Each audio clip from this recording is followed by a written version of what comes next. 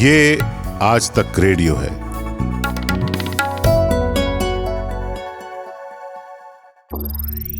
ज्ञान ध्यान।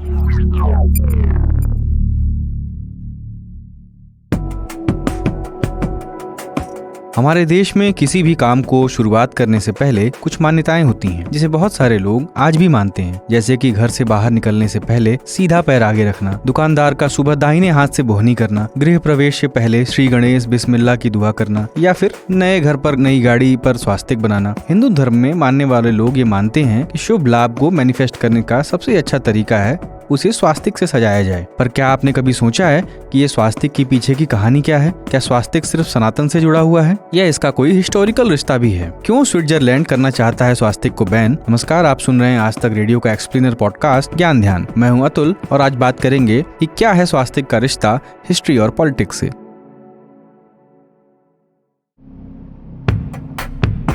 स्वास्तिक शब्द का मतलब शब्द में ही छुपा हुआ है। सु का अर्थ है अच्छा, अस का अर्थ है अस्तित्व या एग्जिस्टेंस और क का अर्थ है कर्ता या करने वाले से। अगर आसान भाषा में कहें, स्वास्तिक शब्द का अर्थ हुआ अच्छा या मंगल करने वाला। स्वास्तिक के निशान में एक दूसरे को काटती तो लाइनें होती हैं जो आगे जाकर मुड़ जाती हैं। पर जिस तरह भारत में कुछ दूर जाने पर बोली बदल जाती है, उसी तरह स्वास्तिक का मतलब भारत में भले ही शुभ लाभ हो, पर दुनिया के कुछ हिस्सों में इस सिंबल को लेकर डर और घृणा भी देखी जाती है। इस घृणा का कारण है एडोल्फ हिटलर, जो सेकेंड वर्ल्ड वॉर से दुनिया भर में बड़ा नाम बनने लगा था। एडोल्फ हिटलर पहले विश्व युद्ध में ऑस्ट्रिया की तरफ से लड़ता हुआ सिर्फ एक मामूली सैनिक था, पर फिर सेना के छोटे पद से बढ़ते बढ़ते वो 1931 तक जर्मनी का सबसे बड़ा नेता बन गया, जिसके पास था जनता का भरपूर सपोर्ट, जिसके कारण 1934 में वो जर्मनी का चांसलर भी बना। हिटलर की पार्टी का नाम था national socialist German workers party, जो कि नाजी पार्टी के नाम से भी जानी जाती है। इस पार्टी का चुनाव चिन्ह था हंकिंग क्रूज। दरअसल हंकिंग क्रूज का डिजाइन स्वास्तिक के निशान से काफी मिलता जुलता है और यही कारण है कि कुछ देश हंकिंग क्रूज और स्वास्तिक में फर्क नहीं कर पाते। कुछ यूं समझ लीजिए कि अगर आप स्वास्तिक के निशान को 10 या 20 डिग्री घुमा देंगे तो वो नाजी पार्टी के चुनाव चिन्ह हंकिंग क्रूज जैसा बन जाएगा। चांसलर बनने के बाद हिटलर जल्द ही जर्मनी का तानाशाह बन गया।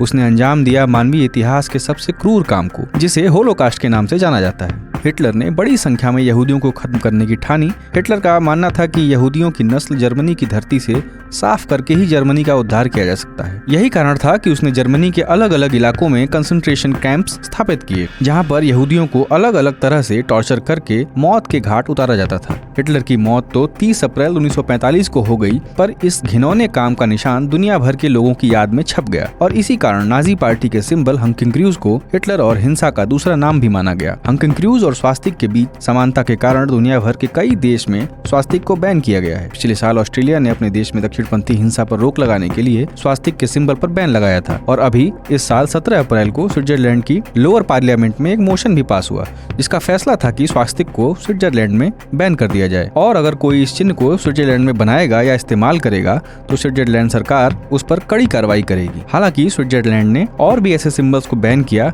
जो वायलेंस का प्रतीक हो। तो यदि आप देश के बाहर रहते हो और नए घर में गृह प्रवेश करने वाले हो तो घर के गेट पर स्वास्तिक बनाने से पहले जरा देख लीजिएगा कहीं वहाँ स्वास्तिक बैन तो नहीं है। तो आज के ज्ञान ध्यान में इतना ही। मेरा नाम है अतुल। इस एपिसोड की रिसर्च की है मानव देव रावत ने, साउंड मिक्सिंग की है सौरभ कुकरेती ने। फिर होगी मुलाकात एक नए एक्सप्लेनर एपिसोड के साथ। सुनते रहिए आज तक रेडियो।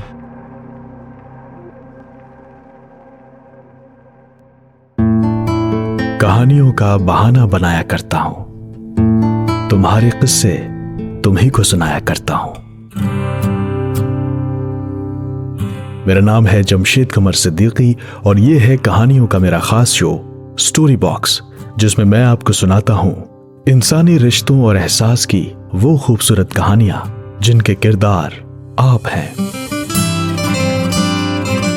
सुनिए story box with Jamshed Qamar Siddiqui Aaj Tak radio के अलावा Spotify, Apple podcast, Google podcast, Jio Saavn या आपके फेवरेट ऑडियो स्ट्रीमिंग प्लेटफॉर्म पर।